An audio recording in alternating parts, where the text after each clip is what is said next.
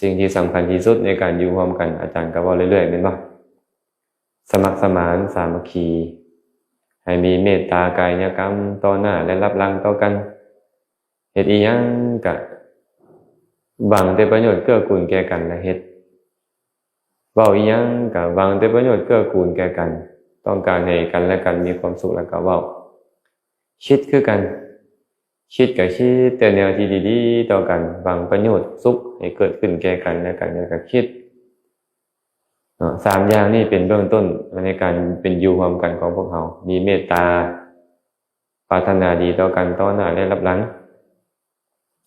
แล้วก็แบ่งปันมีอีหยังก็แบ่งปันกันได้ลาภได้สักการะมาจะเป็นผ้าผ่อนทอนสบายบ่อาหารบิณฑบาตบ่เจรณะเภสัชบริขารบ่ได้มาแล้วก็แบ่งปันครูบาอาจารย์ก็คือกันญาติโยมก็คือกัน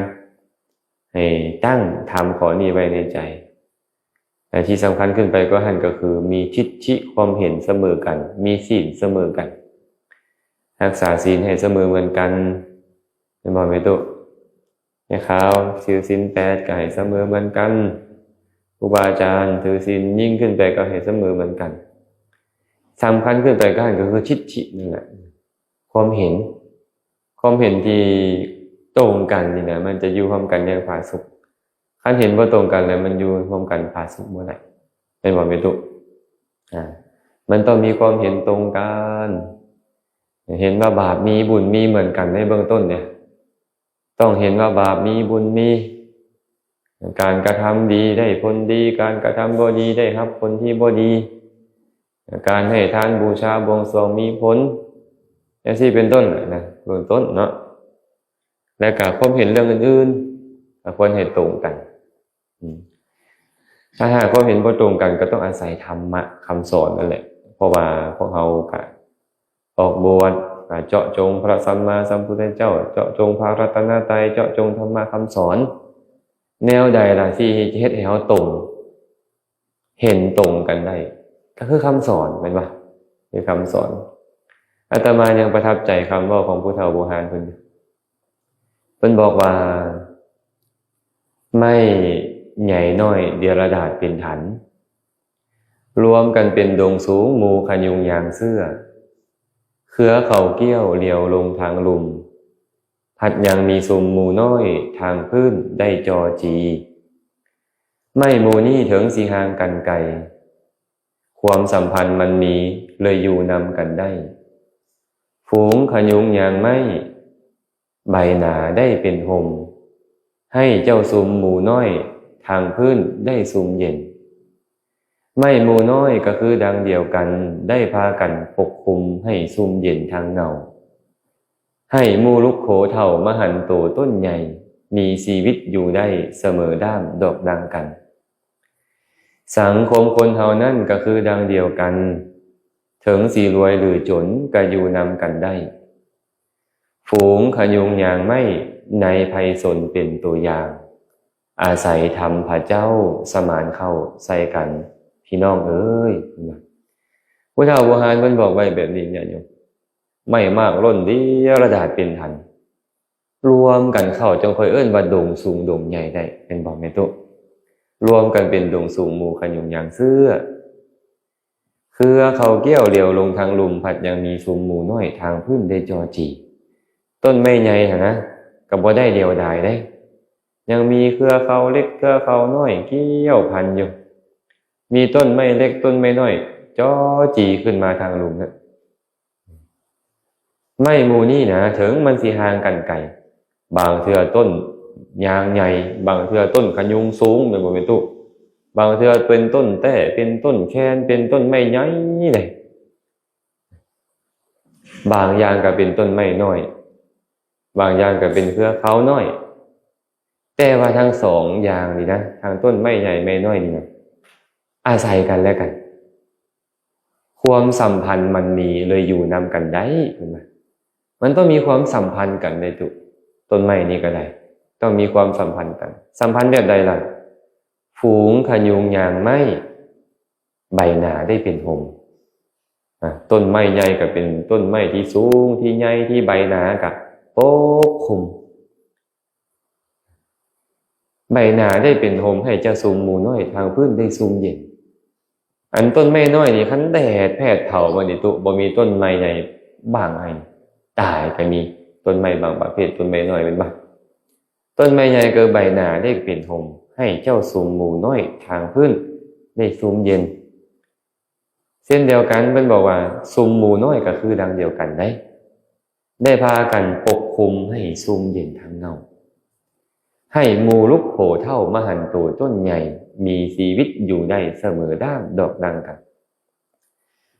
ต้นไม้น้อยๆเนี่ยมันก็ไปปกไปคุมไปหุ้มหากต้นไม้ใหญ่เอาไว้ดูดซึมน้ำเอาไว้ไหมตุน้ำหมอกตกลงมากระดูดไว้ซึมไว้ต้นไม้ใหญ่ลูกโขเท่าเนี่ยคือต้นไม้ใหญ่นี่นะมันได้อาศัยต้นไม้น้อยดูดน้ำไว้ให้มันก็ได้ดูดซึมน้ำตามคันบ่มีพวกต้นไม้ใบหญ้าน้อยดูดซึมน้ำไว้ต้นไม้ใหญ่อยู่บ่ได้แม่ตุเห็นบ่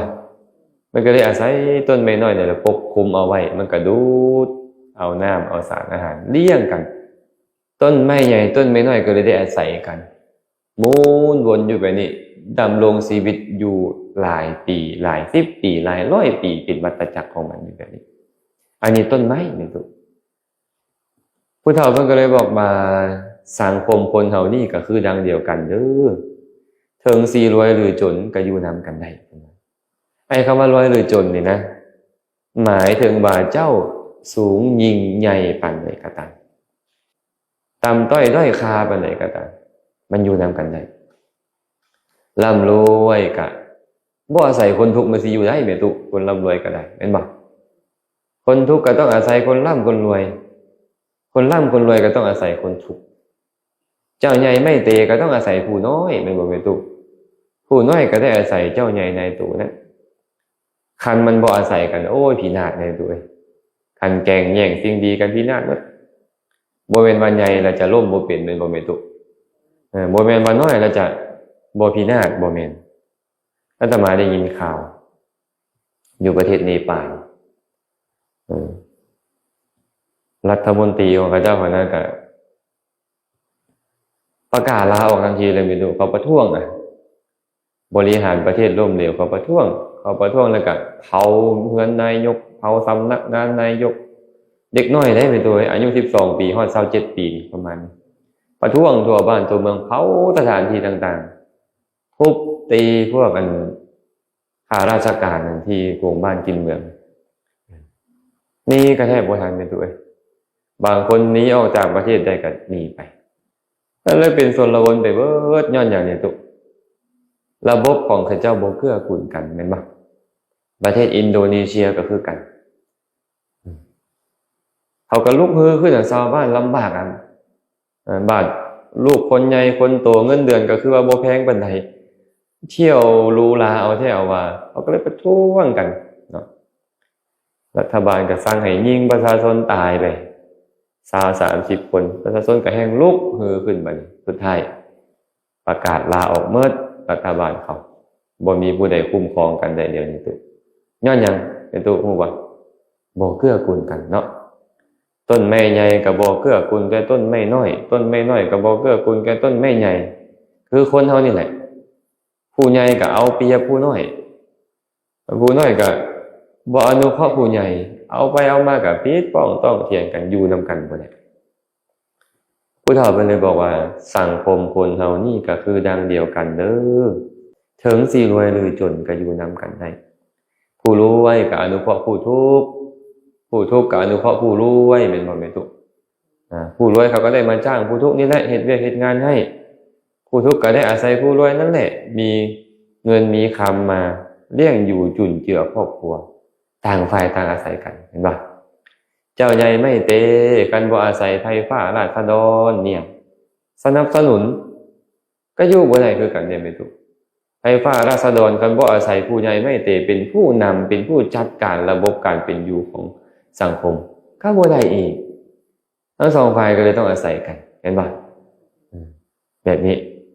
บ่แม่นเจ้าสูงสักเจ้าละมักคมเฮงรังแกคนด้อยค่าต่ำสักก็บ่สมควรเจ้าเป็นคนด้อยค่าต่ำสักเจ้าก็มาเฮ็ดสิ่งที่บ่ดีต่อเพิ่นผู้ เป็นเจ้าใหญ่ในโตก็บ่แม่นอีกเนาะทั้งสองฝ่ายก็เลยต้องอาศัยกันประคับประคองกันประคับประคองกันไปคือพวกเขาคือกันได้เนี่ยเขาอยู่นำกันคือกันในเมตุบ่แม่นโอ้ยพระเถระละคมเหงเอาแท้เอาบาคมเหงกันพระลูกวัดพระหนุ่มสามเณรน้อยนี่ก็บ่ได้พระหนุ่มสามเณรน้อยก็โอ้ยบ่ช่วยเหลือเกื้อกูลวัดวาบ่ช่วยเหลือเกื้อกูลครูบาอาจารย์พระเถระก็บ่ได้อีกแม่ตุเอ้ยเห็นบ่มันก็ต้องเกื้อกูลกันญาติโยมคือกันอยู่นำกันเมสีเมขาวบ่แม่นว่าสิตั้งกันเป็นกกเป็นเหล้าขึ้นมาผู้นี้ประเสริฐกว่าผู้นั้นแล้วบ่เกื้อกูลกันเลยบ่ได้แต่จะบ่มีผู้นำเลยก็บ่ได้เฮ้ยสังคมใดบ่มีผู้นำสังคมนั้นพินาศแม่ตุสังคมใดบ่มีผู้นำสังคมนั้นพินาศสังคมใดมีผู้นำหลายเกินไปสังคมนั้นก็พินาศเช่นกันสังคมใดมีผู้หญิงเป็นผู้นำสังคมนั้นก็จะพินาศขึ้นกันอีกย้อนอย่างล่ะผู้หญิงมักโกรธแม่นบ่แม่เขานะหรือว่าผู้ชายก็มักโกรธคือกัน แต่ผู้หญิงนี่ความโกรธเป็นกำลังเลยเอาผู้หญิงเป็นผู้นำกับพินาศขึ้นมาและเอาคนหนุ่มน้อยเป็นผู้นำกับพินาศคือกันเพราะคนหนุ่มน้อยนี่ไฟแฮงตัดสินใจอีหยังใบบ่รอบคอบแม่ตุก็เลยต้องเอาคนที่ผ่านโลกมาแดเนาะเป็นผู้นำจึงจะผ่านพาอุปสรรคต่างๆไปได้พวกเขาคือกันไหนอยู่นำกันเขาก็ต้องมีผู้นำต้องมีผู้นำและก็ต้องมีผู้ตามผู้นำที่ดีก็ต้องเสียสละได้ผู้ตามที่ดีก็ต้องเสียสละได้คือกันเห็นประโยชน์ส่วนรวมดึกยิ่งกว่าประโยชน์ส่วนตนเองจึงคอยอยู่ร่วมกันอย่างผาสุกได้สังคมใดๆก็ตามสังคมบรรพชิตนักบวชก็ตามสังคมคฤหัสถ์ญาติโยมก็ตามมันต้องเป็นแบบนี้แต่ก็อยู่นำกันโดยอาศัยเมตตากรุณาที่เขาเว้ากันนี่แหละแม่ตุอาศัยเมตตากรุณานี่แหละอาศัยการแบ่งการปันนี่แหละอาศัยความเห็นที่มันตรงกันนี่แหละอยู่ร่วมกันจะผาสุกขึ้นผู้เฒ่าเพิ่นก็เลยบอกว่าอาศัยธรรมพระเจ้าสมานเข้าใส่กันอาศัยธรรมะคำสอนของพระพุทธเจ้านี่มาสมานรวยทุกข์กะยาเจ้าใหญ่นายโตกับคนต้อยค่าดำซักตำซักกะยาเนาะ